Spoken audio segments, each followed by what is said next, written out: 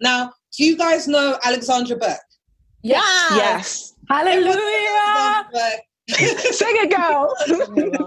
She won the X Factor in 2018 when she sang with Beyonce and did that phenomenal performance of Listen. But I don't know if you know, a couple of days ago, she came out with an IG video where she talked about the race that she has encountered in the music industry, in the media industry. So she said when she was on Strictly Come Dancing, she was painted as a diva when all she had was an injury. She says that when she won the X Factor, they asked her to bleach her skin.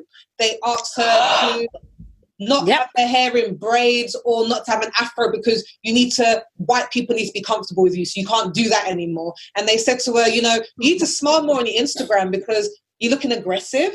So she's not the only Black woman who's experienced this. Other Black women have come forward in the past few weeks saying that they have experienced the same thing in the media industry. So I guess my question is, why do we think there is such a problematic portrayal of Black women in the media and beyond?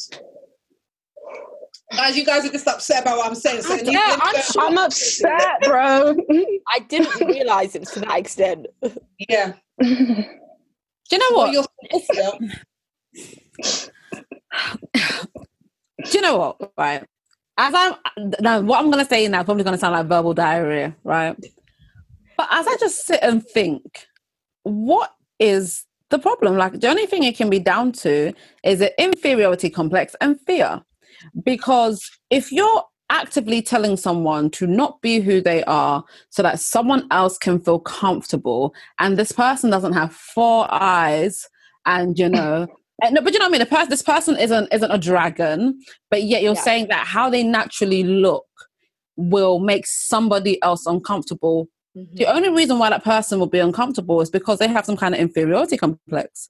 Because for me, when I see a white woman that has blonde hair and blue eyes, I don't feel, do you know what, babes? I beg you, curl that hair for me. Yeah? I beg you, put some brown contacts on so I can feel more comfortable. Do you know what I mean? Like, I don't feel like that. I know, but it's the truth. If I see a ginger person, I'm like, hey, I beg you, dye that hair real quick. I don't feel them things. So it has to be an inferiority complex. And it's just about the people who unfortunately have had the power and just want to continually see themselves elevated. So when it comes to anyone else, they're not happy with seeing someone else celebrate the way they are. That's the only thing I can put it down to. Yeah, I agree with that 100%.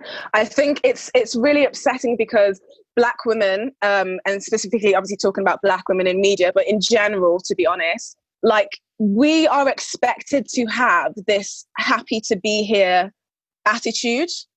If you have self-belief, people are going to make you out like you think that you're better than them.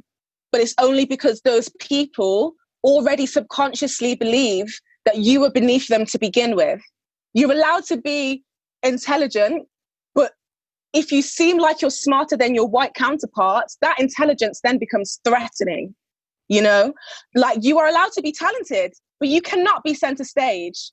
When the Misha B thing happened, with them trying to paint her out to be a bully, I really feel like this is so upsetting for me. But someone else go because I'm upset. No, do you know what? I'm not gonna lie. I feel how you feel right now.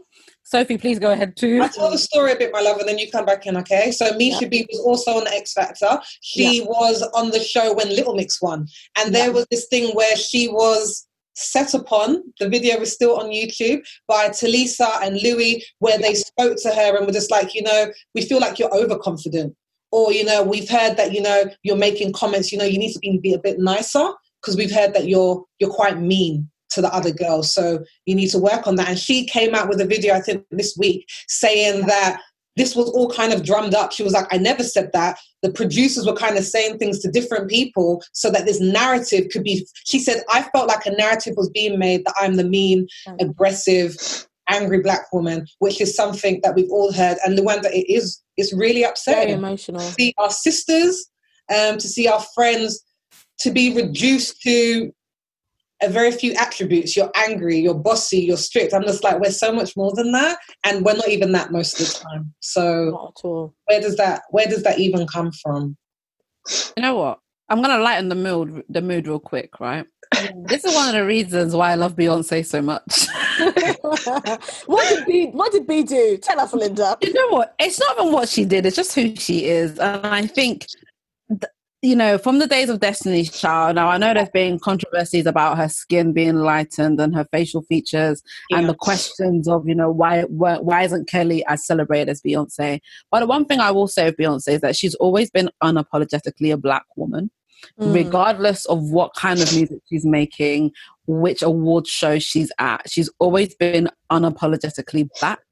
And that's why I just love her and her ethic. And I think, the more of us that are able to get into positions where we are celebrated for all that we are, because we've all seen when Beyonce was Sasha Fierce, but no one was feeling intimidated then. Everyone was celebrating that, diva-ness that she has. So when I see her, it makes me smile. It's honestly, it's so sad to know that we are fighting so many battles as Black women. And it's just... Sorry, not to cut you off, Linda, but I think Beyonce almost has a bit of a luxury of that because she gets to have more control over her narrative. So she gets to paint the picture of herself and for us to receive. Whereas people like Misha or Alexandra, they're fitting into somebody else's story and narrative. So they're going to package them whatever way they want to. Yeah. And not to bring it all the way back, but unfortunately, us as Black people, Black women, Black men, unfortunately, to the Western world, we have always been seen as a commodity, something to sell, something to package, something to put together. And that started in slavery. And so where the ripple effect has now gone, where we have more white or Western people controlling the media, they are still looking at us as a commodity. So it's not, oh, you can't be your real self. It's, we now have characters and we want you to fit into this character. So you are either the diva, the sassy, the bully, or you're the best friend who gives great advice. Comedic. Or you are this completely over-sexualized, fetishized Black woman, okay? Oh, you're exotic and all that kind of stuff. They have narratives that they want us to fit. They kind of size us up in whatever narrative they have and say, oh, you fit that one, so that's who you're going to be. And it's very unfortunate because I think sometimes there's a luxury to control our narrative, and I think that the media does a really good job at putting us in characters. I see Sophie has something to say. I'm gonna. Yeah, I didn't want to jump in because go. I over agree with you. I think one thing I'll say about Beyonce, then I'll move on to the second point you made, is that Beyonce hasn't always had control over her narrative. Yeah, exactly. When she first started, she very much had to kind of fit in with the mold. And she says herself, when she decided to start her kind of like her own production company and things like that, that's when she had to step into now creating her own narrative. Because when Formation came out, there were a lot of people that fell by the wayside because she stepped into her Blackness completely. She was like, with my Sophie. She brought the brakes back. It was exactly. Good. She was just kind of like, I'm stepping into this, and now that I have enough money and power, I can say what I want to say. And it's really difficult when you're someone like Misha B or, Alexandra Burke, who don't get to that level of power and influence, that you still have to very much listen to people saying foolishness in your ear. And in terms of what you're saying about the character types, I actually did a bit of research on that. There was a woman called Tamara Winfrey Harris, and she wrote a book called The Sisters Are All Right, Changing the Broken Narrative of Black Women in America. And she talked about these archetypes, which is the mammy, which is, in Gone the person, the how, all I live to do is serve. I don't care about myself. All I'm going to do is give. We see 100%. Black women being put in that. They talked about the sapphire, which was the idea of the Black woman who's in the field and she's just as strong as the men and she emasculates men and she's bossy and she's over-domineering. We see that all the time. And the last one was the Jezebel, which is like the Black woman who just loves sex. And they said the Jezebel came in so that it was kind of okay to rape women during slavery because it's like, well, they're over sexual, they're so sexual, like they kind of have it coming to them. And we now see that they're trying to fit Black women to all three of these molds, and most of the time it's the angry Black woman. Most of the time it's the sapphire, like she's strong, she just wants to, like, when you hear men say, oh, they're so strong, they don't want me to be a man, I'm just like, don't fall into the narrative. And that's why representation in the media is so important. That's why having someone like Lizzo who's like, I'm fat and what? When you have people like Viola Davis in How to Get Away with Murder, and she's dark-skinned, and she's not conventionally looking, and she's highly educated, and she's messy, and she's sexy, you have to see that we are not three different things. We are a million different things, and that's because we're So yeah. I agree with you, Sophie. Yeah, I 100% agree with that. And I think that every Black woman is aware of these characters that they want us to play. And the thing is, when you know who you are, when you're strong in who you are, when you have self-worth, challenges the status quo. And people do not like that. People find that intimidating. When you can be who you are with your natural hair, with your dark skin, and you love who you are. And not only that, you're going to be like opinionated on top of it and stand up for yourself. Yeah. People will lose their minds. Yeah. And that's why the Misha B situation was so like upsetting for me to learn about, because this is something that I feel like I've dealt with my whole life, you know? And I feel like you're gonna make it through, girl. It's okay. You're gonna make it through. Take a breath. Go on. We want to hear it. We need to hear it. Go on. Sure. It's okay. I feel like it doesn't matter who you are and how you behave. Mm-hmm. Go on, Queen. You got this, man. You're gonna make me get emotional. I really. This is air hug. This is air hug right now. This is happening in real time, guys. It's happening in real time. Go and go. You got it. You got it. Because white voices are treated with a credibility that Black voices do not have. So it doesn't matter how you treat people and how you are in your life. They can say whatever they want, and people are going to believe that story about you. And if you try to fight it, you become hysterical and you become angry instead of being human. Yes.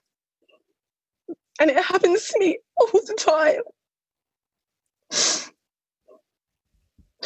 Luanda, just know that your voice is appreciated.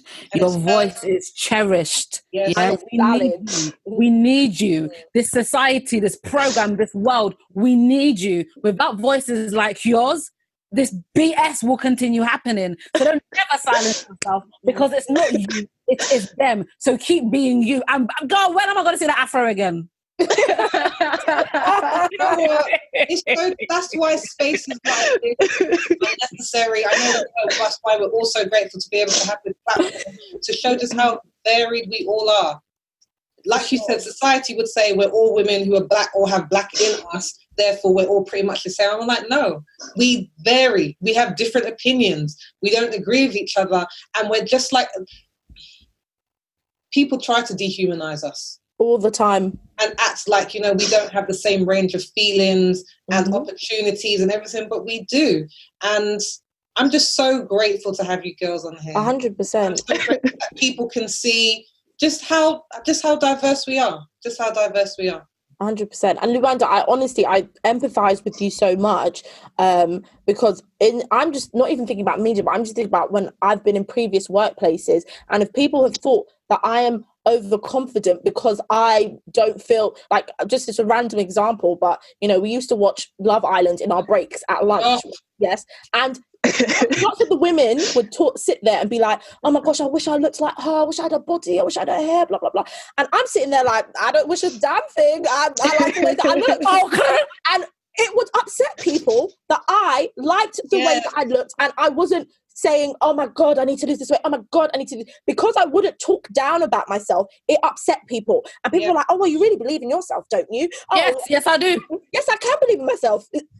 Yes, Jill on your ponytail, I do believe in myself. It's like, why do you want me to be insecure? But it's this idea of, how dare you even think that you're okay when we don't even think we're okay? And it's kind of like, no, sorry, I don't need to feel like that. Yeah. And people have made me feel less than all the time just because I don't feel insecure, maybe because I feel confident, maybe because I want to take chances, because I'm just being myself. People have always seen that as a threat, and I've always comment about it at work, and I'm just like, I don't get the relevance. I don't comment on behavior. It happens to women so much. Like, it happens to all women, because you only profit off of women when you can sell us things because of our insecurities. So if we're happy with our weight, then you can sell us a diet. If we're not happy with our weight, you can sell us makeup. If you're not happy with our hair, you can sell us a wig. Like, you can sell us anything based on our insecurities. But then when you add in the idea of blackness, when we are not the stereotype of good looking or beautiful,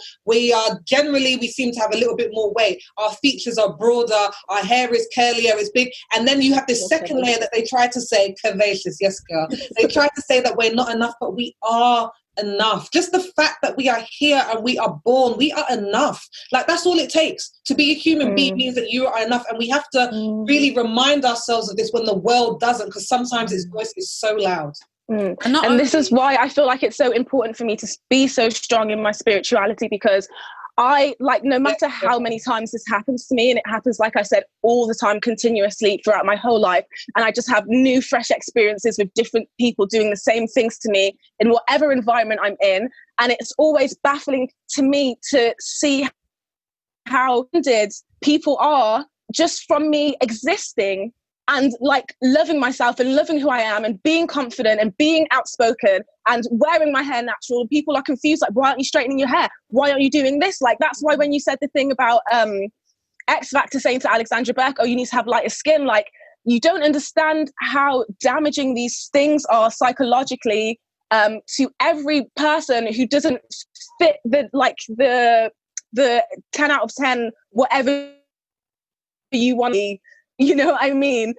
What you in your mind think is a beautiful person, or what you in your mind think is a strong man or a successful person. And when you meet people who not only aren't that idea in your mind, but not only aren't that, but then also believe in themselves regardless, people react so negatively to you. But regardless of how many times at me, I'm not going to change the way that I am. Yeah. I'm never going to dim my shine for someone, ever. No matter how painful this situation is for me, I'm always going to be who I am. I'm always going to speak my truth, and I'm always going to exist in my dark skin, in my curve, regardless of whatever you think of it.